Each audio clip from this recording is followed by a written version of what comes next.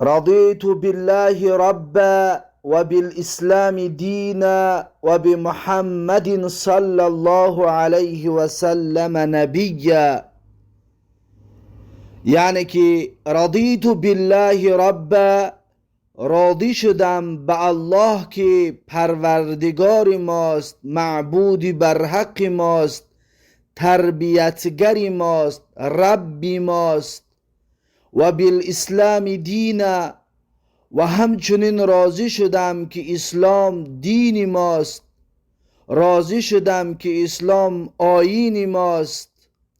و به محمد صلی الله علیه و سلم نبیا، و همچنین راضی شدم که محمد صلی الله علیه و سلم پیغمبر ما و راهنما و نبی ما می باشد.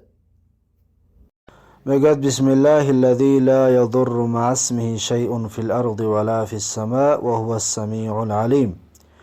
بسم الله یعنی به نام الله، به نام ذات پاک. الذی همون اللهی که، همون ذات پاکی که لا یضر مع اسمه شیء فی الارض ولا فی السماء، ضرر نمی رساند. لا یضر، ضرر نمی رساند. مع اسمه یعنی همراه نام الله تبارک و تعالی.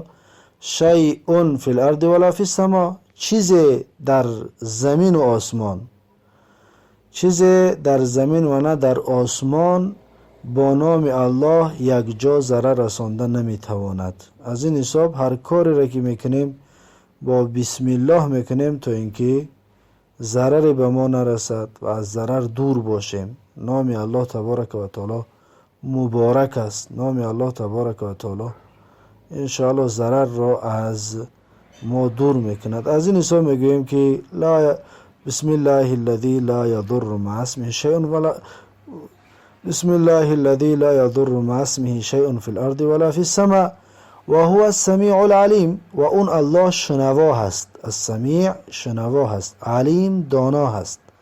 الله سبحانه و تعالی میشنود هر سخنی که ما میگوییم، علیم از حال ما با خبر هست.